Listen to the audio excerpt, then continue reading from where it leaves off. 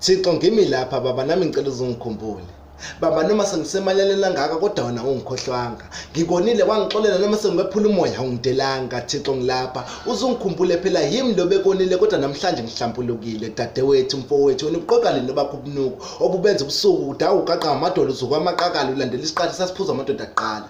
Nawe ntombazana umbehlisa imigwaqo uyenyusa ugqoka iziqephuqephu uqhenya iqapha bazokushela. Ngithe Thixo ngimi lapha baba nami ngicela uzungikhumbule.